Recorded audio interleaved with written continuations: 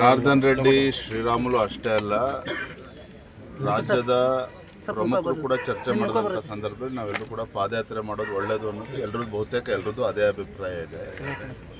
ಆದರೂ ಕೂಡ ವರಿಷ್ಠರ ಜೊತೆ ಚರ್ಚೆ ಮಾಡಿ ತೀರ್ಮಾನವನ್ನು ತೆಗೆದುಕೊಳ್ಬೇಕು. ನಾನು ಈಗಾಗಲೇ ನಮ್ಮ ಪಕ್ಷದ ಹಿರಿಯರಿಗೆ ವರಿಷ್ಠರಿಗೆ ದೆಹಲಿನ ಮಾತನಾಡಿದ್ದೇನೆ. ಇವತ್ತು ನಾಳೆ ಒಳಗೆ ಅದ್ರ ಬಗ್ಗೆ ಸಂದೇಶ ಮಾಹಿತಿ ಬರ್ತದೆ. ಆದರೆ 17ನೇ ತಾರೀಕು ಜನಾರ್ದನ್ ರೆಡ್ಡಿ ಅವರಾಗಲಿ, ಶ್ರೀರಾಮುಲು ಆಗಲಿ, ನಮ್ಮ ಪಕ್ಷದೆಲ್ಲ ಹಿರಿಯ ನಾಯಕರುಗಳು ಕೂಡ ಬರ್ತಾ ಇದ್ದಾರೆ. ರಾಜ್ಯ ಮಟ್ಟದ ಒಂದು ಹೋರಾಟ,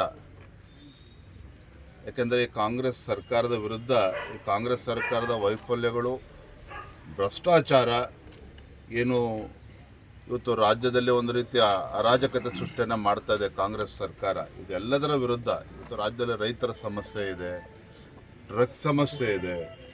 ಇವೆಲ್ಲ ವಿಚಾರಗಳನ್ನ ತೆಗೆದುಕೊಂಡು ರಾಜ್ಯದಲ್ಲಿ ವಿವಿಧ ಹಂತಗಳಲ್ಲಿ ಹೋರಾಟವನ್ನು ಮಾಡಬೇಕು ಅಂತೇಳಿ ಈಗಾಗಲೇ ಪಕ್ಷ ನಿರ್ಧಾರ ಮಾಡಿದೆ.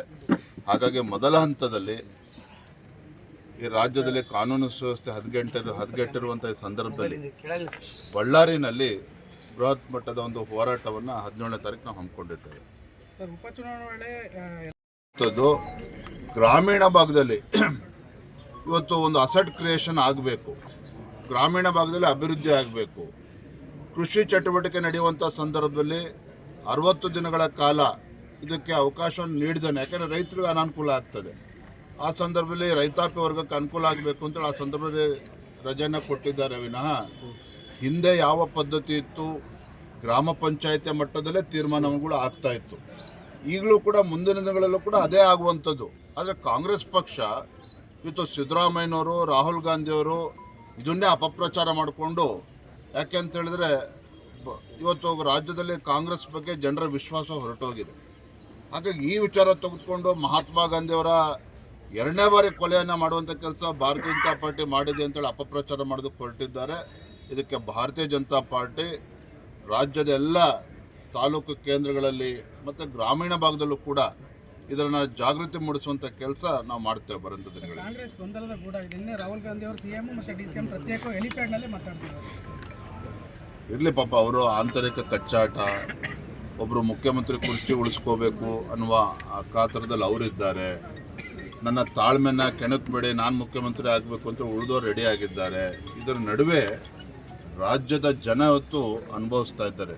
ನಿಜವಾಗ್ಲೂ ಕೂಡ ರಾಜ್ಯದಲ್ಲಿ ಏನೂ ಅಭಿವೃದ್ಧಿ ಆಗದೇ ಭ್ರಷ್ಟಾಚಾರದಲ್ಲಿ ಮುಳುಗೋರಿರ್ತಕ್ಕಂಥ ಕಾಂಗ್ರೆಸ್ ಬಗ್ಗೆ ಜನ ಹೊತ್ತು ಇಡೀ ಶಾಪವನ್ನು ಹಾಕ್ತಿದ್ದಾರೆ. ನೋಡಿ, ನಿನ್ನೆ ದಿನ ಜರ್ಮನಿಯ ಚಾನ್ಸಲರ್ ಬಂದಿದ್ದಾರೆ ಕರ್ನಾಟಕಕ್ಕೆ.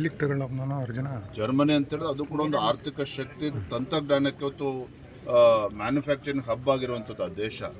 ಅಂಥ ಒಂದು ದೇಶದ ಚಾನ್ಸಲರ್ ಇವತ್ತು ಕರ್ನಾಟಕಕ್ಕೆ ಬಂದರೆ ಇವರು ಮುಖ್ಯಮಂತ್ರಿ ಕುರ್ಚಿ ಉಳಿಸ್ಕೊಳ್ಳೋಕೆ ಒಬ್ರು ಹೋಗಿದ್ದಾರೆ, ಮುಖ್ಯಮಂತ್ರಿ ಕುರ್ಚಿ ಕಸ್ಕೊಳ್ಳೋಕೆ ಇಬ್ಬರು ಹೋಗಿ ರಾಹುಲ್ ಗಾಂಧಿ ಜೊತೆ ನಿಂತ್ಕೊಂಡ್ರೆ ರಾಜ್ಯದ ಪರಿಸ್ಥಿತಿ ಏನಾಗಬೇಕು? ಇದೆಲ್ಲವನ್ನು ಕೂಡ ರಾಜ್ಯದ ಜನ ಗಮನಿಸ್ತಾ ಇದ್ದಾರೆ. ಬರುವಂಥ ದಿನಗಳಲ್ಲಿ ಉತ್ತರ ನೀಡ್ತಾರೆ. ಧನ್ಯವಾದ. ಎಲ್ಲ ವರಿಷ್ಠರು ತೀರ್ಮಾನ ತೆಗೆದುಕೊಳ್ತಾರೆ. ಥ್ಯಾಂಕ್ ಯು, ಧನ್ಯವಾದ. ಸರ್, ಇದೊಂದು ವಿ ರಾಮ್ಜಿದು ಚರ್ಚೆ ಆಗ್ತಿದೆ ಸರ್. ಅದರ ವಿರುದ್ಧ ಇಡೀ ನಮ್ಮ ರಾಜ್ಯಾದ್ಯಂತ ಹೋರಾಟ ಮಾಡ್ತೀವಿ ಅಂತೇಳಿ ಪ್ರಧಾನಮಂತ್ರಿ ನರೇಂದ್ರ ಮೋದಿಜಿಯವರು ಒಂದು ಒಳ್ಳೆ ಉದ್ದೇಶವನ್ನು ಇಟ್ಕೊಂಡು ಮನ್ರೇಗಾ ಅದನ್ನು ವಿಕಸಿತ ಭಾರತ ರಾಮ್ಜಿ ಅಂತೇಳಿ ಕೇವಲ ಹೆಸರು ಬದಲಾವಣೆ ಅಷ್ಟೇ ಅಲ್ಲ, ಮಹಾತ್ಮ ಗಾಂಧೀಜಿಯವರ ಕನಸನ್ನು ನನಸು ಮಾಡುವ ನಿಟ್ಟಿನಲ್ಲಿ. ಯಾಕೆಂತ ಹೇಳಿದರೆ ಗಾಂಧೀಜಿಯವರ ಕನಸು ಗ್ರಾಮ ಸ್ವರಾಜ್ಯ, ಗ್ರಾಮಗಳು ಅಭಿವೃದ್ಧಿ ಆದಾಗ ಮಾತ್ರ ದೇಶ ಅಭಿವೃದ್ಧಿ ಆಗುತ್ತೆ ಅನ್ನೋ ಒಂದು ಚಿಂತನೆ ಮಹಾತ್ಮ ಗಾಂಧೀಜಿಯವ್ರದ್ದು. ಪ್ರಧಾನಮಂತ್ರಿ ನರೇಂದ್ರ ಮೋದಿಜಿಯವರು ಸಹ ಏನು ಕಳೆದ ಹಲವಾರು ವರ್ಷಗಳಿಂದ 2006ರಲ್ಲಿ ಇವತ್ತೇನು ಮನ್ರೇಗಾ ಅಂತೇಳಿ ಪ್ರಾರಂಭ ಆದಂಥ ಈ ಒಂದು ಯೋಜನೆ ಹಗರಣಗಳು, ಭ್ರಷ್ಟಾಚಾರ, ಆ ಬಡವರಿಗೆ ಹಣ ತಲುಪದೇ ಇರುವಂಥದ್ದು, ಹಳ್ಳಿಗಳಲ್ಲಿ ಗ್ರಾಮೀಣ ಭಾಗದಲ್ಲಿ ಅಭಿವೃದ್ಧಿ. ಹೆಚ್ಚಿನ ವಿಡಿಯೋಗಳಿಗೆ ಪ್ರತಿಧ್ವನಿ ಯೂಟ್ಯೂಬ್ ಚಾನೆಲ್ ಸಬ್ಸ್ಕ್ರೈಬ್ ಮಾಡಿ, ಬೆಲ್ ಐಕಾನ್ ಕ್ಲಿಕ್ ಮಾಡಿ.